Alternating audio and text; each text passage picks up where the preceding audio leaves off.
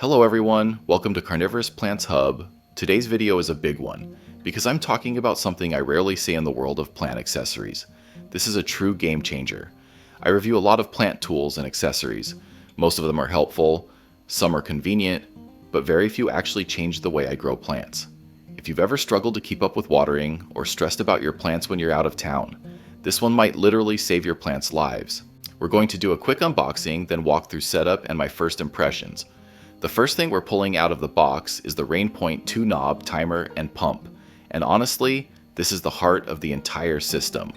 Right on the front, you'll see two simple dials, how often and how long. Super clean, super straightforward. We'll dive deeper into how these work in just a bit. It charges via USB-C, which is a big plus. No weird proprietary cables. Most people already have USB-C chargers laying around their house. You also have clearly labeled water in and water out ports, so setup is very intuitive. In the box you also get a USB-C charging cable.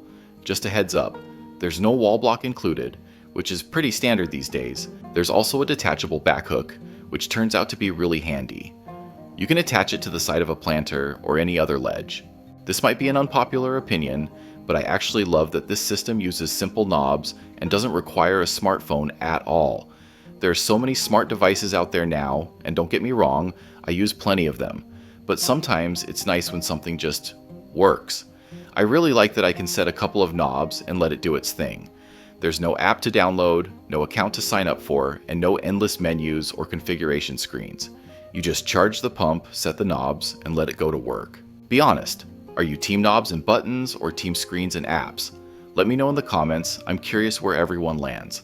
Next up, these are the adjustable drip emitters. You get 10 of them and they're very easy to set up and fine-tune. In this same bag, you'll also find the water filter. This drops directly into your water source and prevents debris or anything gross from getting sucked into the pump. This clear plastic piece here is the anti-siphon valve. I'll show you exactly how to install it and explain why it's important when we get to setup. We also get splitters, which let you run water in multiple directions, plus support stakes for keeping emitters in place if you're dripping directly into soil. There are also a few zip ties included to help keep everything neat if needed.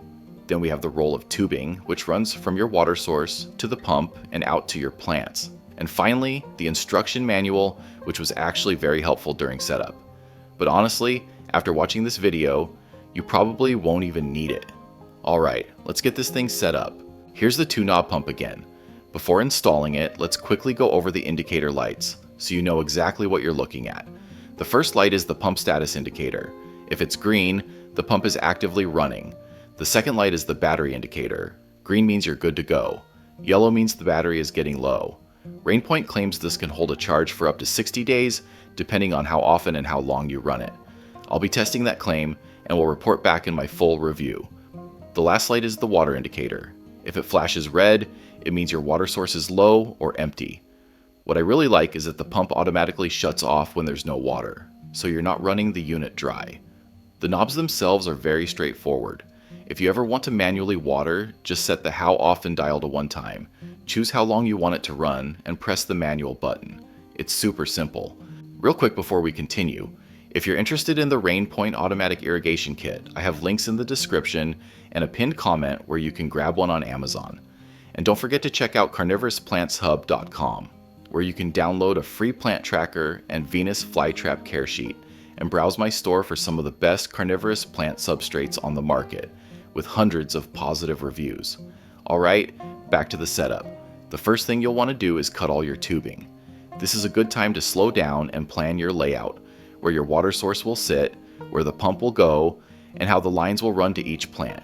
When cutting tubing, make sure you get a clean, straight cut. This is really important. A bad cut can cause leaks when connecting splitters or emitters. I'm jumping ahead slightly here, but I'm setting up my water intake line first. One end connects to the import, and the other end connects to the filter. Getting the tubing onto the filter is a bit tricky. It's a tight fit, but keep working it. It does fit. Once it's on, push it all the way up, then drop the filter into your water source. For testing, I'm just using a 0 water pitcher, but long term I'll likely use a 5-gallon bucket. Now let's move on to the water outlines. After measuring and cutting the tubing, we install the anti-siphon valve. You'll run a short piece of tubing from the out port into the valve,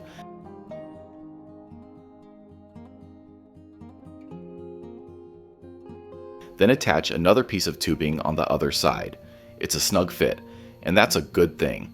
This valve prevents backflow and siphoning when the pump isn't running. From there, we start adding T-splitters to direct water where it needs to go. I'm splitting my system into 3 main paths, then branching again where needed. I'll show the full layout once everything is connected so it's easier to visualize. Once your tubing is in place, it's time to attach the adjustable drip emitters. At this point, you decide whether you're filling trays for bottom watering, which most carnivorous plants prefer, or using stakes to drip directly into soil. The stakes snap right onto the emitters and push easily into the soil to hold them in place. Here's the full setup so you can see how everything flows from the water source, through the pump, into the splitters, and finally to each plant. Here's the full setup. We have the water filter feeding the inline for the pump. We then have the anti-siphon valve moving down to the first splitter. From there we run to another splitter that splits to the plant that's up above, and another that is staked in the Sarracenia to drip directly into the substrate. Yes, I had to stop and admire the Venus Flytrap real quick. It's mostly here for looks. Here we are back to the original splitter, which splits to the left and takes us to another splitter. This one has a tube that goes to the tray in the middle, and another that goes to the plants over to the left.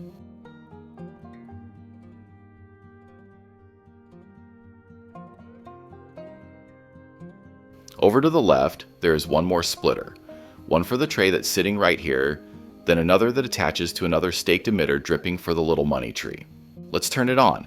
I'm using the manual mode here so you can see how it works. You'll immediately notice that each emitter is dripping at a different rate, and that's intentional. These emitters are very easy to adjust. You can dial them down to a super slow drip or open them up for much heavier flow. One thing to note, the drip doesn't fully shut off, it only slows way down. This flexibility makes it easy to fine-tune water output for each plant. It does take some trial and error, but once you dial it in, it works incredibly well.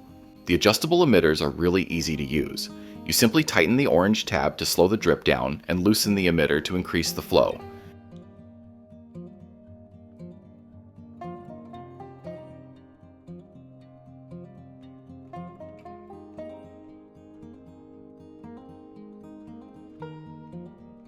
I let the system run for about 15 minutes while checking for leaks. I did have one splitter leak initially, but that was my fault. I hadn't cut the tubing straight. Once I fixed that, the leak stopped completely. I also tested the low water shutoff, and it worked perfectly. The red indicator flashed, and the pump stopped automatically. So far, this system is working extremely well.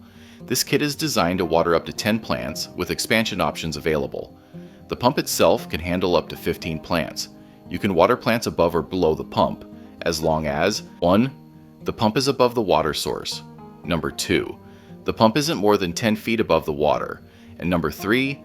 The plants are not more than 10 feet above the pump. I'll be testing this system over the next month or two, and we'll follow up with a long-term review. If it continues performing like this, I'll definitely be buying more units. It's also rated as weather resistant and UV protected, so outdoor use is an option as well. One thing I really love about this system is that even if you don't want full automation, it still works as an incredibly simple one-button watering system. Maybe you don't need schedules or reminders. You just want something in place that makes watering easy, consistent, and stress-free. You press one button, it waters, and you go right back to enjoying your plants. Whether you want the unit to completely remember to water for you, or you just want to remove all the manual work from the process, this system really covers a lot of ground. This is a piece of equipment that's going to save me a ton of time, and honestly, a lot of stress. And for only around $30, I think it's an absolute must-buy for your plant accessory collection. If you want to learn more about carnivorous plants, check out the video popping up on the screen right now. Thanks for watching. I hope to catch you in my next video.